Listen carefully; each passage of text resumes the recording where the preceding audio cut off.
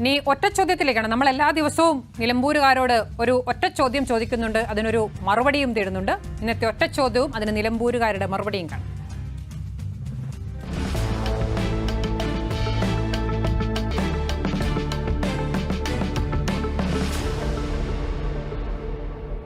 അൻവറിന്റെ രാജി ശരിയായ തീരുമാനമാണോ? ചോദിക്കാം ഒറ്റ ചോദ്യം.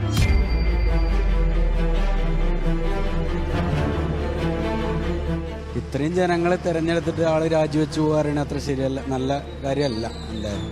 അതാണ് എൻ്റെ അഭിപ്രായം. ഒരുപാട് ആൾക്കാർ പുള്ളി അർപ്പിച്ച ഒരുപാട് വിശ്വാസങ്ങളുണ്ട്. ആ വിശ്വാസത്തിൽ നിന്നാണ് പുള്ളിൻ്റെതായിട്ടുള്ള തെരഞ്ഞ് പുള്ളി പോയത്. അപ്പോൾ അതിനോട് നമ്മൾ യോജിക്കണില്ല. അതാണ് നമ്മൾ പറയാനുള്ളത്. ഇനി പുള്ളി ഇലക്ഷന് നിന്നിട്ട് പുള്ളി എന്താണെന്നുള്ളത് നോക്കട്ടെ. അപ്പോൾ അതിനനുസരിച്ച് നമുക്ക് കാര്യങ്ങൾ എങ്ങനെയാണെന്നുള്ളത് നമുക്കറിയാം. ആളെ നിലപാടിൻ്റെ പുറത്ത് ആള് രാജിവെച്ചു എന്നാണ് പറയുന്നത്. പിന്നെ വ്യക്തിപരമായ തീരുമാനങ്ങളാണ് അതിൽ നമ്മൾ.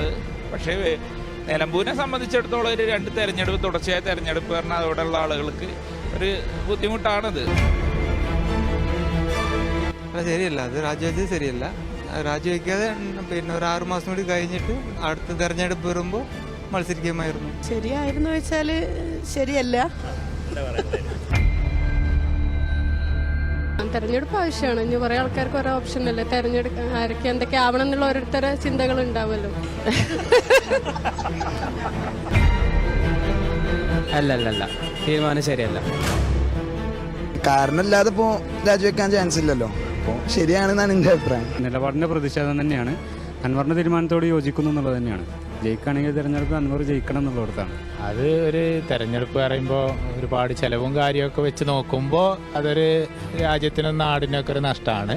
പക്ഷെ ചില സാഹചര്യങ്ങൾ വെച്ച് നോക്കുമ്പോൾ ഒന്ന് മാറി നിന്ന് കാണ്ട് അപ്പോഴേ ഒരു ബോധം ഉണ്ടാവുള്ളൂ ഗവൺമെൻറ്റിന്. അതിനു വേണ്ടി ആയിരിക്കും എന്ന് കരുതുക, ഒരു തിരിച്ചറിവ് അതായിരിക്കും എന്ന് കരുതുക. തീരുമാനം ശരിയാണോ എന്ന് ചോദിച്ചാൽ തെറ്റാണ് സത്യത്തിൽ. പിന്നെ അയാൾ ഉദ്ദേശിക്കുന്ന ആ പാർട്ടിയായിട്ട് മുന്നോട്ട് പോകാൻ വയ്യാത്തത് കൊണ്ടും നിലമ്പൂരിലേക്ക് ഇടതുപക്ഷ സർക്കാരിൻ്റെ ആവശ്യമായ വന്യവർഗ പ്രശ്നത്തിലൊക്കെ കൂടുതൽ ഇടപെടാത്തത് കൊണ്ടുമാണ് അൻവർ രാജിവെക്കാൻ കാരണം. സത്യത്തിൽ നിലമ്പൂർക്കാർ ഇപ്പോൾ കഷ്ടത്തിലാണ്. ആർക്ക് കൊടുക്കണം, എല്ലാം ഒന്നിനൊന്ന് മെച്ചമുള്ളതായ നല്ല സ്ഥാനാർത്ഥികളാണ് എല്ലാവരും. ഞങ്ങൾക്ക് ആരെ തള്ളണം ആരെ കൊള്ളണം എന്നുള്ളതായ ഒരു പ്രതിസന്ധിയിലാണ് സത്യത്തിൽ നിലമ്പൂർക്കാർ. അതെന്ന് വെച്ചാൽ എനിക്കറിയില്ല.